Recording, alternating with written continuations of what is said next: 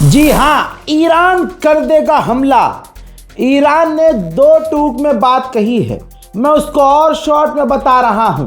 Iran ने कहा है कि जो सीज फायर का समय था वो पूरा हो चुका है। हम क्लियर कह देते हैं कि अमेरिका ने जो वादा किया था वो एग्रीमेंट, वो वादे पूरे करे, वरना हम डिफेंस से ऑफेंसिव मोड में आ जाएंगे और अमेरिका का बैरिकेड तोड़ने के लिए हम इंतज़ार नहीं करेंगे। हम ताकत का इस्तेमाल करके अमेरिका के बैरिकेड्स को तोड़ देंगे। अल्लाह अकबर। मैंने कल ये बात कही थी आप लोगों से, एक ही वीडियो में बार बार ये बात कही थी कि ईरान ऑफेंसिव मोड में है, ईरान रुक नहीं रहा है। ऐसा नहीं है कि डोनाल्ड ट्रंप मीठी मीठी बातें कर रहा है तो ईरान कच्ची बातें कर, ईरान साफ साफ सख्त ज़ुबान का इस्तेमाल कर रहा है। तो अब ऐसा माहौल बन रहा है जिससे ईरान साफ साफ कह रहा है कि हम तो अटैक करेंगे। मैंने कहा था जंग का माहौल अभी ठंडा नहीं हुआ है। ईरान पूरी तरह से अमेरिका को दबा रहा है, धमकी दे रहा है और अपनी शर्तें मनवाने के लिए कह रहा है। ईरान तक शायद हमारी बात पहुंच ही रही है। ईरान अब तैयारी कर रहा है। ईरानियन ऑफिशियल ने कहा है कि ईरान तैयारी कर रहा है जंग की, कि आगे लंबी जंग हो सकती है, क्योंकि ईरानियन एक्सपर्ट्स का मानना ये है कि अमेरिका इजराइल जंग जो नहीं कर रहे हैं इस वक्त, उसकी एक बड़ी वजह है और वो वजह नहीं बताई है ईरान ने। वजह मैं आपको कल ही बता चुका था। अभी ये लोग हथियार इकट्ठा कर रहे हैं, अमेरिका और इजराइल हथियार इकट्ठा कर रहे हैं। थोड़ा धोखा दोबारा से देना चाहते हैं, ईरानियों को यकीन दिलाना चाहते हैं कि अब सब कुछ ठीक है। लेकिन अचानक से अमेरिका और इजराइल एक बार फिर से हमेशा की तरह ईरान पर हमला करेंगे। यही वजह है कि ईरान पहले से ही हमला करने की तैयारी में है। ईरान लंबी जंग की तैयारी में है। ईरान के स्पोक पर्सन ने कहा है कि 60 दिन का जो सीज फायर था उसको हम बढ़ा नहीं रहे हैं, हम आगे बढ़ा नहीं रहे, ठीक। लेकिन ओमान से बातचीत एक नए रास्ते के लिए चल रही है। ओमान से डील की बातचीत चल रही है, लेकिन हुर्मुज़ का खोलना उस मैटर से अलग है, उस बात से अलग है। ईरान ने मेन बात जो कही है वो ये कही है कि हम 60 दिन का जो ये सीज फायर ख़त्म हुआ है हम इसको बढ़ा नहीं रहे हैं। दोस्तों, एक बड़ा कांड हुआ है। इराक के कुर्दिस्तान के पीएम के प्राइवेट ऑफिस में हमला हुआ, 2 ड्रोन अटैक हुए। दूसरा drone attack intelligence office, Kurd के इंटेलिजेंस ऑफिस पर हुआ, जिसके बाद इराक के प्रधानमंत्री ने ऐलान किया, कहा कि ये दोनों अटैक ईरान ने किए हैं। ईरान भड़क गया। ईरान ने कहा ये फॉल्स फ्लैग अटैक है, हमने कोई अटैक दफ्तर और इंटेलिजेंस ऑफिस में नहीं किया है। अगर हम हमला करते हैं तो ऐलान करके करते हैं। अब बेचारा डोनाल्ड ट्रंप करे तो क्या करे, बोलना तो है ही। फिर से ट्वीट किया कि हमारा सबसे पहला और बड़ा गोल ये है कि ईरान कभी भी न्यूक्लियर हासिल ना करे। इसमें क्या नई बात है। शहीद होने वाले खामनाई की नीति यही थी कि हम परमाणु हासिल नहीं करेंगे। उन्होंने फतवा दे रखा था कि हम परमाणु नहीं बनाएंगे। अब ऐसे शख्स को तुमने कत्ल कर दिया तो खुद ही डर रहे हैं कि ऐसे ईमानदार आदमी को हमने कत्ल कर दिया तो अब उनके चाहने वाले या उनके बेटे पता नहीं परमाणु बना न ले ऐसा जिससे हमारा बेड़ा गर्क हो जाए। तो ट्वीट करना पड़ रहा है अभी ने।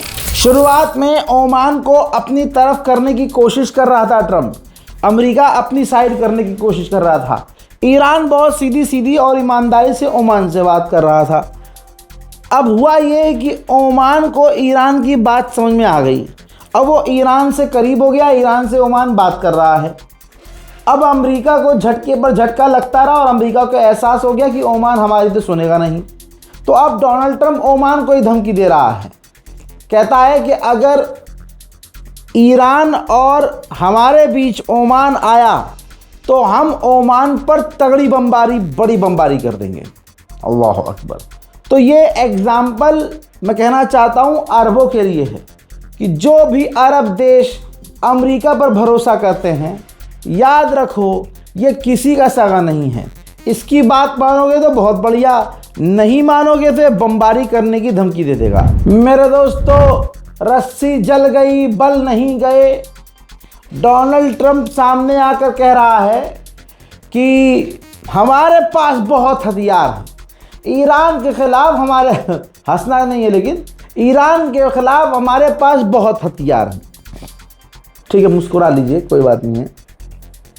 फिर कहता है कि हम ईरान को तोड़ चुके हैं, ईरान झूठ बोलने में बहुत अच्छे हैं, लेकिन ईरान हार चुका है, ईरान को सफ़ेद झंडा सरेंडर का लहरा देना चाहिए। हजरात, सरेंडर करना होता ईरान को तो कब का कर चुका होता। सरेंडर किया किसने है? अरब से, दूसरे देशों से, यहाँ तक कि खुद पाकिस्तान के पास रो का डोनाल्ड ट्रंप गया था कि सीज़ फायर करा दो, और पब्लिक में आके कह रहा है कि ईरान रो रहा है सीज़ फायर के लिए।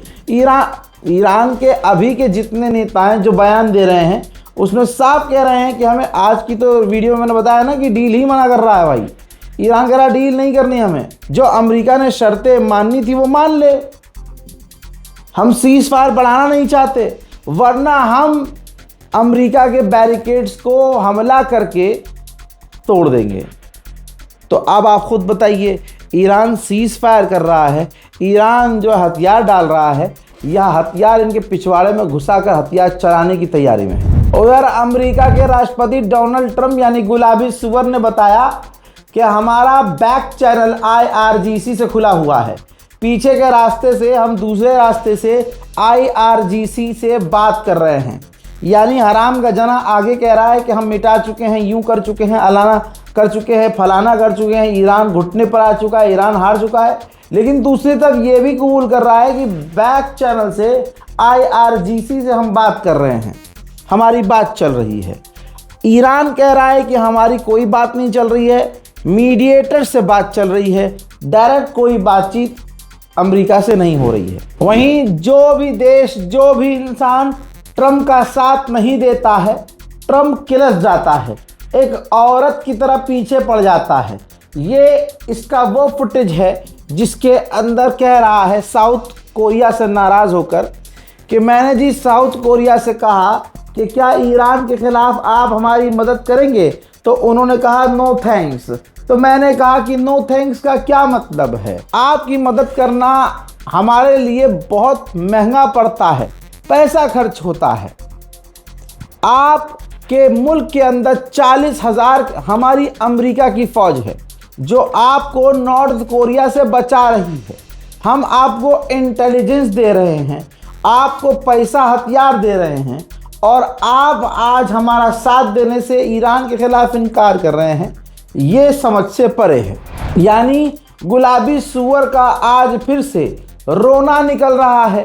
जो इसकी मदद नहीं कर रहा बेचारा इंटरनेशनल प्लेटफॉर्म पर रो रहा है और उनको धमकी दे रहा है। गुलाबी सुअर ने अपने बयान में कहा कि ईरान डील नहीं करना चाहता। जो ईरान डील करना चाहता है वो अलग है, जो हम डील करना चाहते हैं ईरान वो डील नहीं करना चाहता। आगे फिर उसकी बौखलाहट सामने आई और अरब देशों को अब समझ में आनी चाहिए, अमेरिका के साथियों को समझ में आना चाहिए कि गुलाबी सुअर ने कहा कि जो देश हमारी मदद नहीं करते ईरान के खिलाफ, हम उनको क्यों बचाएं, हम उन पर पैसा खर्च क्यों करें, डिफेंस में उनके क्यों खड़े हों और अपने हथियार, अपनी एनर्जी वेस्ट क्यों करें। तो आज की तारीख में जो अरब के देश डोनाल्ड ट्रंप पर भरोसा करते थे, अब कोई भी ट्रंप पर भरोसा नहीं कर रहा है। गुलाबी सुअर किसी बच्चे की तरह रो भी सकता है, क्योंकि असली जानकारी उनके ही एक्सपर्ट के रहे हैं कि दी नहीं जाती है। डोनाल्ड ट्रंप को कुछ पता नहीं होता है। एक 30 सेकंड की ट्रेलर टाइप की फिल्म दिखा दी जाती है कि ये देखिए हम अटैक कर रहे हैं, हमारी फ़ौज ये कर रही है, हमारी फ़ौज ये कर रही है। इसको लगता है कि हम जीत रहे हैं। अब इसने नशे में बोला कि ये आइडिया काफ़ी अच्छा लगा मुझे, स्ट्रेट ऑफ हॉर्मुज़ हमारा है और हमारा पूरी तरह से कंट्रोल स्ट्रेट ऑफ हॉर्मुज़ पर है, और तो और हम उसको अपनी टेरिटरी स्ट्रेट ऑफ हॉर्मुज को अपनी जगह घोषित कर सकते हैं। वहीं कल मैंने आपको बताया था और इससे पहले 1 महीने पहले भी इशारा कर दिया था कि अब इतना बौखला गया है डोनाल्ड ट्रंप कि हो सकता है कि वो छोटे परमाणु का इस्तेमाल ईरान के खिलाफ करे। अब 2 तस्वीरें हैं, एक नीचे एक ऊपर। ये अमेरिकी यहूदी नेता है, अमेरिकी है, ठीक है। इसने कहा है कि वक्त आ गया है कि ईरान के खिलाफ सख्त कदम उठाया जाए। जापान की तरह ईरान भी दादागिरी दिखा रहा है और हार नहीं मान रहा, अपनी जिद पर है। लिहाजा हमें न्यूक्लियर ईरान के खिलाफ इस्तेमाल करने के लिए सोचना होगा। वहीं अमेरिका ने $22 बिलियन की अमेरिकी कंपनी से डील की है, जिसके अंतर्गत 1 साल के अंदर 1000 टॉमहॉक मिसाइल्स बनाई जाएंगी। यानी 1000 टॉमहॉक मिसाइल, वो भी 1 साल में। यानी ईरान से लड़ते लड़ते अमेरिका तो बिल्कुल निहत्था हो गया, उसके हाथ ही कट गए। अब उसको कई गुना पैसे ज़्यादा खर्च करके एक लंबे समय में कुछ हथियार बनाने की डील करनी पड़ रही है। हजरात, ईरान के पूर्व विदेश मंत्री ने कहा है, देखिए पब्लिकली कहा है, कोई छुप के नहीं कह रहे हैं। इन्होंने कहा है कि अगर इलाके में मौजूद हमने अमेरिका के किसी भी एक अमेरिकी बेस पर कब्जा कर लिया तो उसी बेस का इस्तेमाल करके पूरे इलाके से हम अमेरिका के फौजियों को भगा सकते हैं और पूरी दुनिया की सबसे बड़ी ताकतवर फौज जो मानी जाती है उसका हम पूरी तरह से खात्मा कर सकते हैं। ईरान के शहर गुरगान के इलाके में अचानक से आग लग गई। रात का अंधेरा था, अभी खुलासा नहीं हुआ है कि आग की वजह क्या है, इन्वेस्टिगेशन जारी है, लेकिन तस्वीर ये है।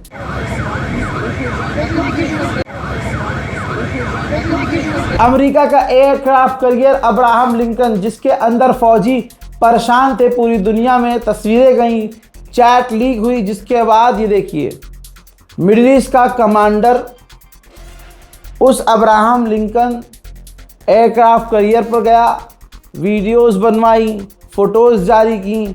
इसे कहते हैं अपनी इमेज को सुधारना। कैमरा पहले से सेट किया गया, वहाँ सैनिकों को समझाया गया कि भैया इतनी बेइज्जती हो चुकी है, तुमने सच बोल रखा है, इलाके में हमारा बेड़ा गर्क हो गया है।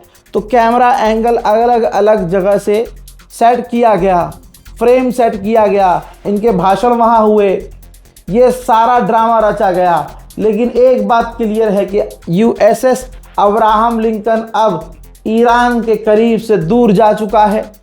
चीन के करीब तैनात अमेरिका का एक आखिरी एयरक्राफ्ट कैरियर था, वो ईरान की तरफ आने के लिए निकल चुका है। ईरान ने अपनी तरफ से तो साफ मना किया है, लेकिन अल अरबिया, अरब के जो मीडिया चैनल्स हैं, वो दावा कर रहे हैं कि ये 60 दिन का जो एग्रीमेंट हुआ था, जो ख़त्म हो गया सीज़ फायर, अमेरिका और ईरान राज़ी हो गए हैं कि हम इस सीज़ फायर को और आगे बढ़ाएंगे। अभी तक हमने जितनी रिसर्च की है, जो हमारे सोर्स हैं, वो इस खबर को कह रहे हैं कि नहीं, ईरान तो मुंह से ही मना कर रहा है कि हमें सीज़ फायर नहीं करना है। आपको क्या लगता है, ईरान को सीज़ फायर करना चाहिए या नहीं? मेरी पर्सनल राय ये है कि ईरान को किसी भी हालत में कोई एग्रीमेंट, कोई भी सीज़ फायर नहीं करना चाहिए। इस वक्त शैतान की कमर बिल्कुल लाल है, हथौड़ा गर्म है, ईरान को हथौड़ा मारना चाहिए। ईरान कतर पे भड़का है, कहा कि हमारे 3 पायलट कतर के पास हैं, ना वो मान रहा है ना कबूल कर रहा है। वो तीनों पायलट उनके कैदी हैं। इंटरनेशनल लॉ के हिसाब से जिस देश के वो कैदी हैं उनको ये जानकारी देनी चाहिए। कतर नहीं बता रहा है, कतर मान तक नहीं रहा है कि उसके पास हमारे कैदी हैं। मुनाफाती نداره ما همزمان که با قطر مراودات منظمی داریم، نقش آفرینی میکنند در مباحث مرتبط با روند دیپلماتیکی که از مدتی قبل شروع شده بین ایران و آمریکا. خب همزمان نگرانی ها و ملاحظاتمون رو هم باید حتما اعلام بکنیم در رابطه با 4 خلبان شجاع ایرانی ارتش جمهوری اسلامی ایران که در همون روزهای نخست جنگ در روز 11 اسفند 1404 عازم یک عملیات دفاعی شدند برای هدف قرار دادن منشأ و مبدأ تجاوز نظامی آمریکا علیه جمهوری इराक के अंदर अमेरिका ने ये देखिए क्या किया है, अपने बेस के ऊपर ये देखिए बलून लगाया है। जो बड़ा सा एक बलून होता है, ये जासूसी बलून होता है, आसपास के इलाकों पर और आने वाले तमाम इनकमिंग चीज़ों पर नज़र रखता है। तो डर का माहौल आज भी अमेरिका की सेना में नजर आ रहा है। अमेरिकी मिडिल ईस्ट के सेना सेंटकॉम ने दावा किया है हम 64 ईरान के जहाज़ों को डराकर मोड़ चुके हैं और ईरान से कनेक्टेड 3 टैंकरों पर हमला कर चुके हैं। उधर IRGC ने डोनाल्ड ट्रंप के मुंह को पकड़कर मूत दिया है और कह दिया है कि डोनाल्ड ट्रंप जो ये कह रहा है कि बैक चैनल खुला हुआ है और हमसे वो बात कर रहा है, ये झूठ है। हमारा कोई बैक चैनल ही नहीं है। हम बैक चैनल से अमेरिका या किसी और देश से कोई बात नहीं कर रहे हैं। गुलाबी सुअर झूठ बोल रहा है। देखिए अरब के अंदर अमेरिका के एयरक्राफ्ट कैरियर, फाइटर जेट और जो उसके रिफ्यूलर्स हैं वो खड़े हुए हैं। तो अमेरिका के एक फौजी ने ही जहाज के पंखों पर, बॉडी पर लिखा क्या है ज़रा देखिए, स्लो करके दिखा रहा हूँ। ऑपरेशन एप्स्टीन फ्यूरी, बीबीज और कई तरह की गालियाँ, और इसमें कई स्लोगन्स लिख दिए कि नेतन्याहू पागल हो गया है, नेतन्याहू इसराइल के चक्कर में हम अमेरिकी फ़ौजी मारे जा रहे हैं, बिना बात किए जंग है, अमेरिका के फ़ौजियों को ज़बरदस्ती इसमें फंसा दिया गया है। डोनाल्ड ट्रंप को उल्टा सीधा और नेतन्याहू को उल्टा सीधा कहा गया है। हकीकत यह है, कहने का मतलब ये है कि अमेरिका की फ़ौज अंदर ही अंदर सब समझ चुकी है कौन सही है कौन गलत है। इसराइल के लिए अमेरिका की फ़ौजियों की कुर्बानी डोनाल्ड ट्रंप दे रहा है। वहीं ईरान के विदेश मंत्री ने तुर्की के विदेश मंत्री से फ़ोन पर बातचीत की है।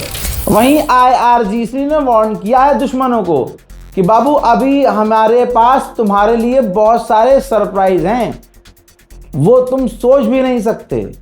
अभी तो हमने बहुत सारी चीज़ें दिखाई ही नहीं हैं, लेकिन अब लग रहा है कि दिखानी पड़ेंगी। UAE का राष्ट्रपति अब उल्टे पांव ओमान पहुंचा है। ओमान के राष्ट्रपति से मुलाकात की है। कहा जा रहा है कि UAE अब हर जगह, हर ईरान के करीबी से ये कह रहा है कि ईरान को मनाओ कि किसी भी हालत में हम पर हमला ना करे।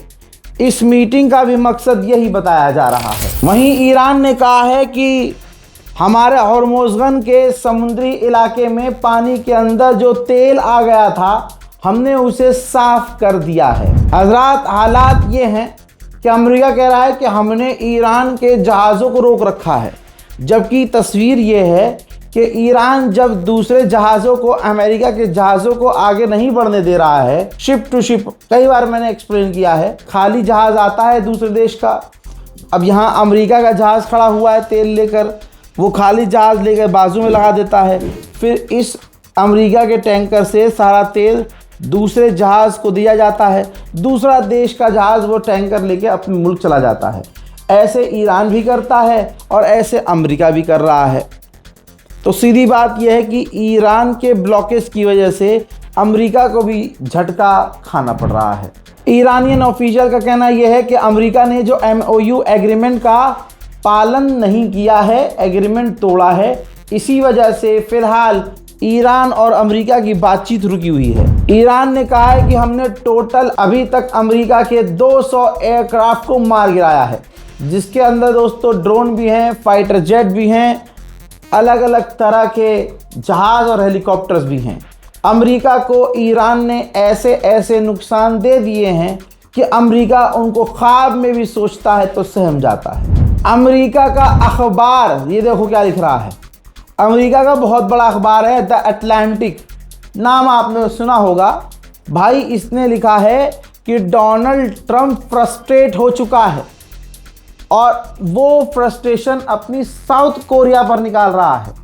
ईरान ने ऐसा डोनाल्ड ट्रंप को ह्यूमिलेट किया है कि डोनाल्ड ट्रंप ईरान का तो कुछ नहीं कर पाया, लेकिन अब वो साउथ कोरिया पर अपनी भड़ास निकाल रहा है। अमेरिका का एक डिस्ट्रॉयर युद्धपोत, जिसकी तस्वीर दिखा देता हूं मैं, ये देखिए, जो कि जंग लगा हुआ है, देख रहे हैं आप, ये ईरान के खिलाफ अरब देशों में तैनात था। ठीक, अब इस डिस्ट्रॉयर को अगर ध्यान से देखेंगे, जंग लग चुका है, इंजन जाम हो रहा है, रंग उतर चुका है, दिखने में पुराना हो चुका है। ईरान के खिलाफ अमेरिका के डिस्ट्रॉयर तक थक चुके हैं, पुराने हो चुके हैं, घिस चुके हैं। महीनों महीनों से ये ईरान के खिलाफ अरब में तैनात थे। अब इनको वापस आप अमेरिका जाते हुए देख सकते हैं, यानी इलाके में अमेरिका के जो भी डिस्ट्रॉयर, हथियार जो भी तैनात थे, भाई वो मजबूरी में या जानबूझकर अमेरिका ले जाए जा रहे हैं। ईरान ने अमेरिका के लगाए गए तमाम सैंक्शंस, पाबंदियों को ठुकराया है और कहा है कि अमेरिका ने जो बात की है कि वो ज़मीनी हम पर पाबंदी लगाएगा, वो हम पर पहले ही ज़मीनी पाबंदी लगाया हुआ है, क्योंकि अगर कहीं भी उसने ब्लॉकेज लगाया हुआ है तो हम बिजनेस तो वैसे भी नहीं कर पा रहे हैं, तो ज़मीन का इस्तेमाल क्या ही कर पाएंगे हम। लेकिन एक बात क्लियर है कि इतनी पाबंदी उसने लगाई है और अमेरिका पहले से ईरान पर, यानी हम पर पाबंदी लगाता आया है, लेकिन हम पर उसकी पाबंदियों से 1% भी फर्क नहीं पड़ता है। ईरान के हथियारों के आगे अमेरिका का बेड़ा गर्क हो चुका है। पेंटागन ईरान के ड्रोन को रोकने के लिए सस्ते इंटरसेप्टर्स बनवा रहा है, ताकि ईरान के ड्रोन को रोकने के चक्कर में हमारे महंगे हथियार दोबारा खत्म ना हो जाएं। IRGC ऑफिशियल ने कहा है कि हुर्मुज तभी खुलेगा जब इस्लामाबाद में जो एग्रीमेंट हुआ था उसमें जो शर्तें रखी गई थी, अमेरिका वो शर्तें मानेगा तभी हुर्मुज खुलेगा, वरना नहीं खुलेगा। सुन लीजिए। تنگه هرمز یک نعمت الهی با موقعیت ژئوپلیتیکی ممتازی که در اختیار ایران هست. البته خب سالها ما محروم بودیم از این که از این نعمت به خوبی استفاده بکنیم. این جنگ موجب شد که شرایط به گونه‌ای فراهم بشه ایران بتوانه ترتیبات خودش رو و حکمرانی خودش رو اعمال بکنه و همین موجب شد که موقعیت ایران از حیث ژئوپلیتیکی کاملا متفاوت از قبل از جنگ بشه، به گونه‌ای که امریکایی‌ها، صهیونیست‌ها तमाम गुजारिश के बाद, पैसा देने के बाद, लोलो पोचो ईरान की करने के बाद, ईरान ने उसके बावजूद UAE एक टैंकर को सीज कर लिया है। अल्लाह अकबर। हजरात मोहतरम, अब यमन का भी सुन लीजिए। सऊदी अरब से एक समुद्री जहाज यमन के लिए हथियार लेकर आ रहा था। तस्वीर देख लीजिए, ये वही जहाज है। यमन के हुतीज ने उस सऊदी अरब के जहाज को, जो हथियारों से लदा हुआ था, उसको तबाह कर दिया है, हमला कर दिया है उस पर। इसके बाद हुतीज ने ऐलान किया कि बाबल मंदेब जो रेड सी है वो सऊदी अरब के लिए बंद रहेगा। जब तक बंद रहेगा जब तक हमारे लिए बैरिकेड लगाए हैं, हमारे ऊपर पाबंदी सऊदी अरब ने लगाई है। जब तक हम पर बैन लगाया है तब तक हम भी बाबल मंदेब सऊदी अरब के लिए बंद रखेंगे। यमन की सरकार ने यह भी ऐलान किया कि हमने हुतीज पर कई और बड़े हमले किए हैं। हालांकि हुतीज ने ऐसा कुछ कंफर्म नहीं किया है। आदत से मजबूर इसराइल कहां मान सकता है। लेबनान पर एक बार फिर से इसराइल ने बड़े हमले किए हैं, जिसमें कई लोगों के मारे जाने की संभावना है।